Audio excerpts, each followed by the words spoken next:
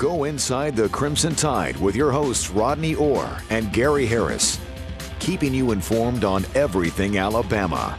And now, Tider Insider TV.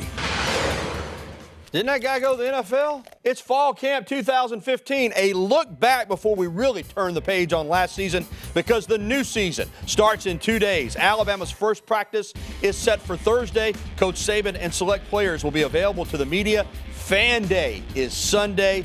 What can I say other than football is back? And with that, we say good evening, everybody. Welcome into another edition of Tider Insider TV, presented each and every week by Buffalo Rock. Alongside Rodney Orr from TiderInsider.com, I'm Gary Harris, and we've got Diet Pepsi tonight from Buffalo Rock. Woo, got a little spew right there. Got to put it in the freezer. See, Rod, I got to time it out just perfectly because you want it ice cold, but you don't want too much ice because then I got just a little. I'm wearing a little bit of Diet Pepsi tonight, but that's okay because it's really good. Pick up some Pepsi products the next time you're at your local grocery store. We've got a ton, obviously, to get to with fall camp right around the corner in the show, but let's start with the most recent commitments for the Crimson Tide. These days, high school recruits will announce their commitments in all sorts of ways, Rodney, on Twitter, on Facebook, on TV. But two Bama commits from Madison did it in a unique way, posting the following video to AL.com.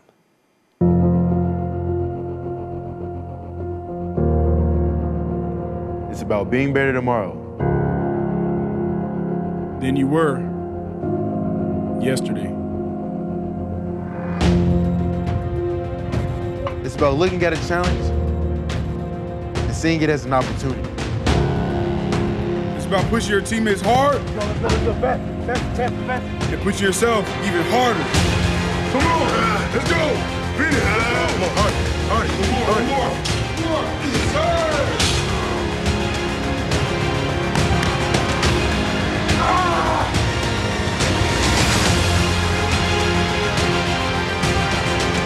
Becoming a champion is about having a vision. It's creating a mindset, and it's about committing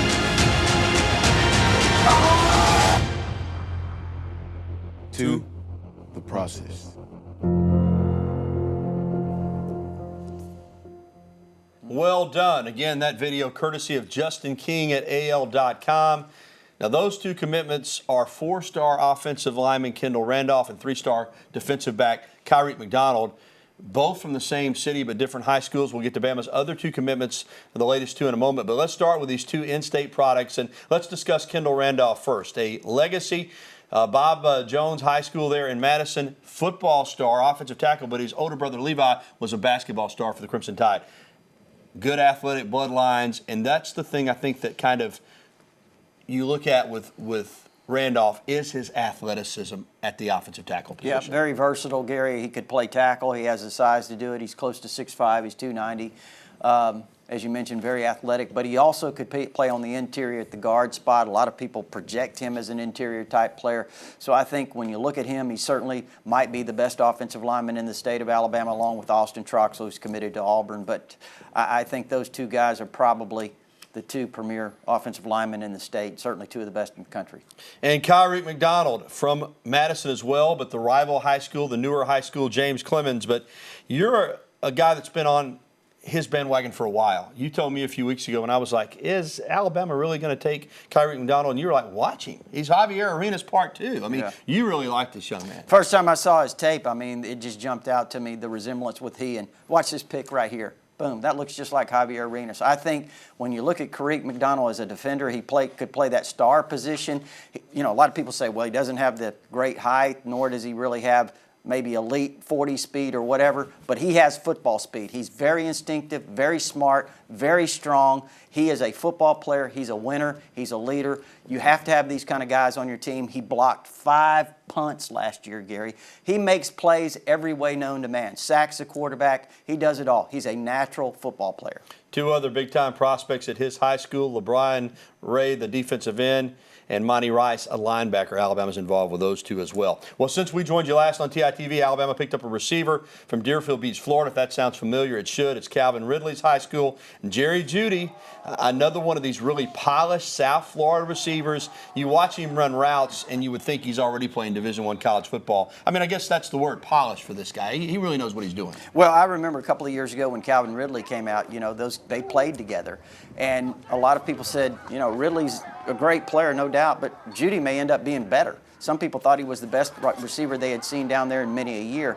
I mean, look at him. He can stop and start on a dime. He's got good size. He's about 6'1", good speed, just very smooth, great hands, knows how to play the position.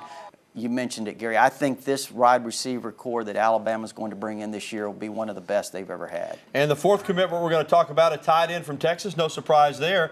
It's just a surprise as to the fact that it's Kedrick James, maybe. Mm-hmm. Mm-hmm. Yeah, everyone was expecting Major Tennyson out of Bullard, Texas, to make his decision very soon. And I still think that decision's forthcoming. In the relative near future. But Kedrick James out of Waco was originally committed to Baylor. He's an outstanding blocker, a big physical guy. Told me he's 6'6", 260 now. And not only that, but he has the ability, he's athletic enough to get down the field and catch the ball. I just think when you look at him, Alabama hasn't had that big physical presence at the tight end spot like a Michael Williams since Williams left. And I think this is a big pickup. These kind of guys are hard to find because all these schools, I think, play now this spread offense. You don't really see a lot of inline tight ends, but he's one of them, and he's very good. They're in demand. And also Major Tennyson's another one who you mentioned. Yeah, these guys are coming in the future, but great news, according to Matt Zenitz from AL.com, in regards to a couple guys right now, Rodney, and that's defensive lineman Raekwon Davis, high schooler out of Meridian, Mississippi, and Jamar King, the junior college player, reportedly academically eligible for the fall. King was awaiting summer session grades, while Davis, an incoming freshman, was waiting on his ATC scores. Now, both are expected to pass, and so this is a boost at an area where Alabama could use some incoming help, and these are two really big, strong defensive linemen. Yeah, Jamar King, the junior college player out of California, certainly he's a guy that come in and play immediately, perhaps, if he's in the shape he needs to be in or can get there. And then also, I really think Raekwon Davis was maybe the sleeper of the year. Look how at big he is, physically, man. He's one of the most impressive. He really looks like an NFL guy. Next to you. Yeah. He's 6'7", about 330. He's very athletic. Here's King with a sack. Yeah, very athletic. So I think when you look at these two guys, when you look at the depth situation that Alabama, we got spoiled last year with all that quality depth. These two guys could come in and give some snaps and give some rest to some of the other guys that be playing quite a bit, having to pick up the slack. So I think that this is a really, really piece of big news. Yeah, great news for Alabama. More news regarding a current Crimson Tide player who's suspended, but that could change based on some information. Alabama offensive lineman Alfons Taylor was arrested July 17th for driving under the influence, but we're not quite sure if there was really any influence. The recently released police report says Taylor registered a 0.0 blood alcohol content, meaning he didn't have any alcohol in his system. He denied using alcohol or drugs that night, said he had hit his head on the steering wheel when he got into an accident hitting a parked car. So there seems to be some questions around in this scenario. Again, he's indefinitely suspended from the team right now, but Rodney, any thoughts? I mean, I know Nick Saban looks at every case individually, but based on what we're reading, it looks like there's a good chance that Alfons Taylor could rejoin Alabama football here in the near future. Possibly could. That's a kind of an odd situation, the way it really kind of changed. And a few weeks ago, we were talking about the being charged with a DUI and all of that, leaving the scene of an accident. Now we hear that it's some totally different circumstances. So I think it's always good to kind of allow the situation to play itself out, and it'll be interesting to see how this plays itself out. And I know a lot of people are a little bit down on Shanks, saying he let to get his weight up and didn't perform well in the off-season program and all that. But let's be clear here. He started 15 games last year for a national championship team. So he's a good football player. It'd be a big boost to get him back. Absolutely. When you're talking about the experience, they need that up front offensively. I think in the spring he probably would have been running number one, but he had, as you mentioned, his weight had gotten up there a little bit. Brandon Kennedy had a nice spring, so he moved ahead and ended spring number one. But again, we knew that this would be a battle with Shank Taylor, and Shank Taylor, if he has his weight in line, certainly was in position to reclaim that starting spot. All right, well, still to come on Tider Insider Television. A lot of people around here will tell you that Alabama's the greatest college football program of all time, period. End of story.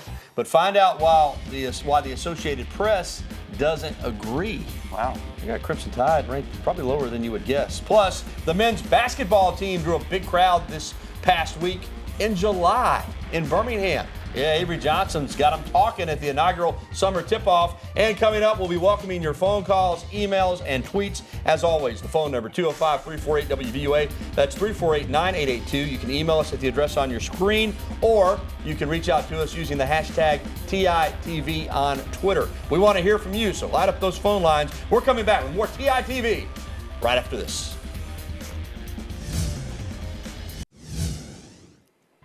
Here's a feel-good story. The Carolina Panthers hired former Alabama wide receiver Tyrone Prothro as a training camp intern. Prothro will work on the offense under Mike Shula, his college coach at Alabama. Of course, he had a great, promising career. Would have been in the NFL except for that gruesome broken leg he suffered against Florida in 2005. Bo Davis is also back coaching after resigning from Alabama in April amid an NCAA investigation into recruiting violations, possible recruiting violations. Davis was hired by the Jacksonville Jaguars as one of 5 training camp interns. Good news for both those guys. Welcome back to TITV. Along with Rodney Orr, I'm Gary Harris. Today, Ralph Russo of the Associated Press released a ranking of the top 100 college football programs of all time, dating back to 1936 when the AP poll started. It used a mathematical formula leaning heavily on how many times a program was ranked number 1 in the AP poll, and the result is Alabama ranked 4th. Despite 10 recognized Associated Press championships, that's 3 more than second place Oklahoma. Ohio State has 5. They're ranked number 1, followed by Oklahoma, then Notre Dame, then Alabama, then USC. Bama fans, I'm sure. Ohio State. Yeah, with only Come 5. on. But that's some formula. But again, and before you talk about championships outside of the AP, it does not matter. Only AP titles, Alabama with 10, Oklahoma with 7, Ohio State with 5. Rodney, I think Bama fans got a legitimate beef here. I don't understand Ralph Russo's mathematical formula here. I mean, you got 10 titles. You would think that would. I understand Ohio State's been ranked in the poll more times and longer than anybody else, but come on, man. 5 AP championships all time. Alabama doubles that with 10. And also, of course, Alabama was hurt by the fact that, remember 1992, they were ranked number 2 the whole year. The only time they were ranked number 1 is after they beat Miami. And similar scenario in 2011. They were ranked number 2, then lost to number 1 LSU, was ranked 4th, 3rd, back up to 2, and finally ranked number 1 in the final AP poll, won the national championship both those years, without being ranked number 1 at all in the regular season. Yeah, I think it's really difficult to make a case, but whatever formula he came up with found Ohio State number 1, but I think it's very difficult to make a case that it's not Alabama. But I do think that's sweet. You know, everybody argues about national championships. Well, since 1936 in the AP poll, this is a formula that nobody can argue with as far as them naming their own national champions. 10 for Alabama, 7 for Oklahoma. And, of course, people say, well, where did the 16 come from? Where there were national champions crowned before the AP. Of course, Alabama picked up a national championship in 1973 from the UPI, but 10 AP championships, but still just 4th overall in the all-time programs, according to the Associated Press. Well, we're gearing up for fall camp. It's early August, and yet the men's basketball team stole some headlines, at least for a day last week. Avery Johnson led the Crimson Tide at the first ever summer tip-off event at the Grand Bohemian Hotel in Mountain Brook. It was there that Alabama released its non-conference schedule for the upcoming season. Another tough one for the Tide, but Coach Johnson is hoping his team takes another step in his second year heading up the program. Hopefully we'll win our share of games in our non-conference, have some momentum coming into SEC play, and maybe have a chance to actually make it into the tournament this season. Well, coming up next, Trent Richardson's NFL career is on life support. We'll have the latest on the former number 3 overall draft pick from Alabama. And next, your phone calls, emails, and tweets. Again, there's the contact information on your screen. You can also reach us on Twitter using the hashtag TITV. Call now, 205-348-9882. We'll be back with more of the show that takes you inside the Crimson Tide, the award-winning Tider Insider Television. We'll come back right after this break. Trent Richardson's comeback hit another snag today and might have, in fact, snagged him on out. The Ravens waived the former first-round pick. He hasn't played in a game since 2014 with the Colts. He suffered a hamstring injury in May and then had to scope his knee. He was confident still this offseason, though, talking about putting on the gold jacket for one day making it to the Hall of Fame. Now he's just looking to catch on with another team. We'll keep our fingers crossed, but it's not looking good for Trent. All right, Rodney, let's get to the phone lines. First up tonight is John in Moundville. Good evening, John. How are you? How y'all gentlemen doing this evening? We're doing great, my friend. What's on your mind? I always want to know, y'all think Jalen Hurts is going to be the starting quarterback for the first game? Tell you what, John, buddy, I'm getting to where if I could have $1 for every time I've been asked that question, I'd start racking up some dough. He's in the mix, Rod. We say it a lot because we get asked that a lot, but he's in the mix. Yeah, he's in the mix, John. I think heading into fall camp, though, Cooper Bateman's certainly the guy that's got the edge. He'll have to prove it in fall camp, but I think when you look at what Cooper Bateman has, the experience and the way he manages the offense, he's the odds-on favorite right now. But I could see two quarterbacks playing and possibly Jalen Hurts being one of those guys. I think Blake Barnett's made a lot of improvement, gotten bigger over the summer, and also David Cornwell's still around. So, those four guys will battle it out. All right, let's go to Birmingham and talk to Bill. Bill, welcome into the program. Hey, guys, roll tide. All right, Bill. Hey, listen, can you give me like a comparison contrast between Jeremy Pruitt and Kirby Smart? And also, do you know if the Jordan Leggett from Clemson, does he get drafted or is he going to play next year? All right, starting with Pruitt versus Smart. They come from the same tree in terms of Saban. Of course, Pruitt spent a lot of time with Russ Probst at Hoover in the high school ranks. I don't know. This may be a simplification. Just off the cuff, I would say that Pruitt probably handles the spread teams better. Smart might handle the more physical power offenses better, but they both are really good, and that's why they're in the positions they're at. Well, and I think when you look at it depends on your personnel, when you're stacking up against those teams too. And I think Kirby Smart certainly did an outstanding job. Jeremy Pruitt is a tremendous recruiter. He's a great talent evaluator. And I'll say this about him. This is something that I don't think a lot of people make note of or maybe don't know.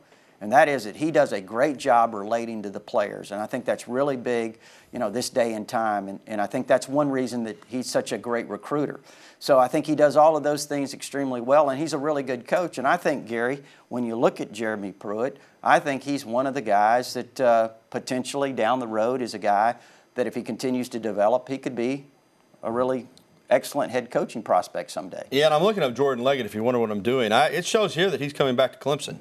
Yeah. So highly recruited tight end out of Navarre Beach, Florida. I think I don't even know if he was eligible for the draft this past year or not, but I think he's back at Clemson, right, Ryan? He was a good player, that's for sure. Really good player. So I think he's back at Clemson, Bill, to answer your question. All right, I tell you what, Philip and Clinton, you keep holding. We are going to get to you first, though. We're going to take a tweet from Barber, who tweeted in, what do you think is the next step for Trent Richardson since the Ravens let him go? Rodney, all you can hope for is that he can catch on with another team and get another shot. I guess the good news is, since they waived him so early, camps are just getting cranked up. Maybe somebody else will take a flyer on him. But here's the bottom line.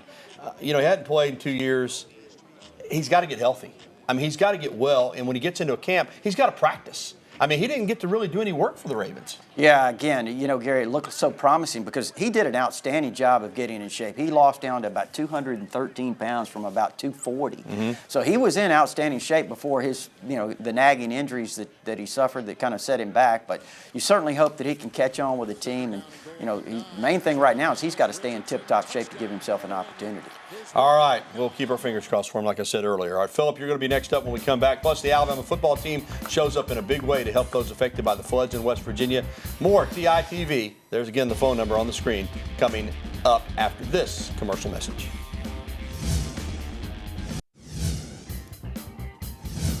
Back in July, Coach Saban called on high school coaches around the state of Alabama to donate football equipment to help the West Virginia communities devastated by recent flooding. Well, the coaches came through, and so did Saban's players. The UA football players loaded trucks full of donated equipment last week.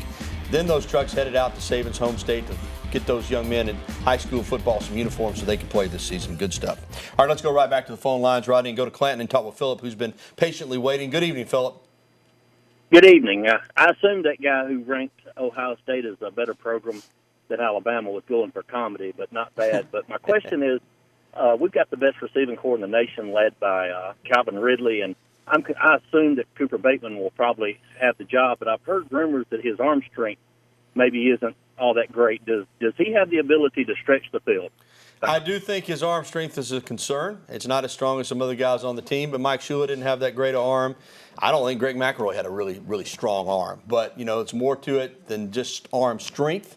But I do think that's fair to wonder, can he make those throws down the field? And I think he's made dramatic improvement as a passer since he's been here. I don't think there's any question about that. The opportunities that he had last year, including the start against Ole Miss, he completed 72% of his passes. Right. So his accuracy is improved dramatically, and I think that's one of the key things.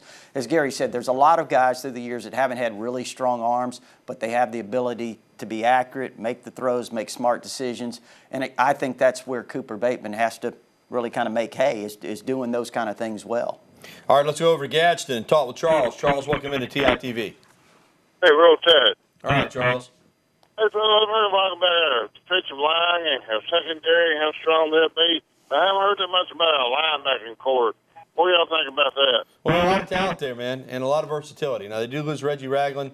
You know, that's a loss. You know, Denzel Duvall on the outside. But Reuben Foster is ready, I think, to have a big year. And they've got some physical guys back there that can run, and that's what you're looking for in the SEC. Yeah, you know, when you look at those two guys on the outside, Tim Williams, very talented pass rusher. This year really be his first full opportunity to be a three-down type player. And how about Ryan Anderson last year? He really came on. He's set, in my opinion, to have a really, really big year. All right, thanks for the phone calls. We appreciate it. The tweets as well. We are going to come back and wrap up this edition of Tider Insider TV right after this. Let's go to training camp with the Saints for a little Bama on Bama crime. Ingram the reception, but Roman Harper strips him. Harper's back with the Saints after a couple years with the Carolina Panthers. Bama getting after Bama there in the NFL. Well, we want to thank the Locker Room from downtown Tuscaloosa, home of the original Elephant Wear, for outfitting us again tonight with beautiful Elephant Wear shirts. They've got a full line of Elephant Wear and other great menswear. You can shop in person downtown, or you can visit them online at locker-room.biz. I mean, it is some good stuff, and they will treat you right. Go by and see the good folks at the Locker Room. Well, a reminder, if you missed the show tonight, or if you just want to watch it again, we'll have a replay at 10:30. Plus, it's available anytime at WVUA23.com. And I want to mention that Rodney is going to be speaking to a men's breakfast Wednesday, August 10th, 6:30 a.m. at the Fellowship Hall at the First Baptist Church downtown. See you there. Thanks. Good night.